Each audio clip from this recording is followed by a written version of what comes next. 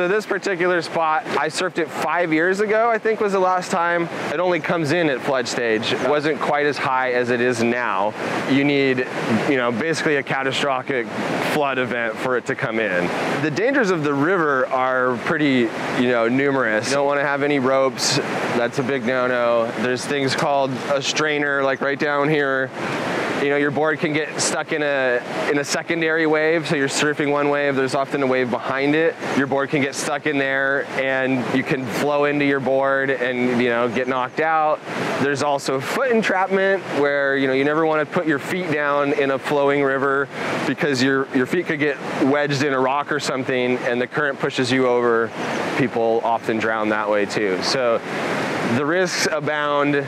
There's obviously a lot of fun to be had if you're safe about it. Use the buddy system. There's proper gear involved. Be smart, be safe. If you're a beginner, you don't want to come out to a catastrophic flood event to surf for the first time. Specifically on a day like today, the river has risen above the level that it is now.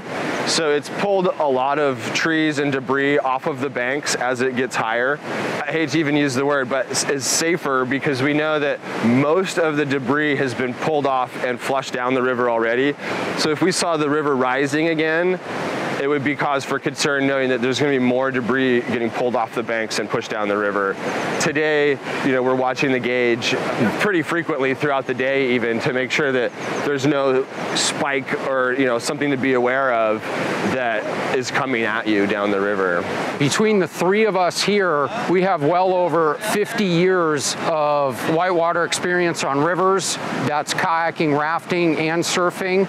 And I personally have come here in the summer when the water's low to look at what the riverbed looks like, to see what types of hazards may lay beneath. So I have an intimate knowledge of this spot, and that helps us to ensure that we're doing this as safely as possible. It's pretty hard to get started river surfing because it's fairly unforgiving.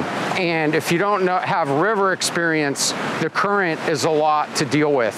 And knowing how the current works and how the eddy works, and take some lessons, get the right gear. I would not just buy some stuff and come down here and try this. You'd be in for a hell of a surprise and you wouldn't have any fun at all.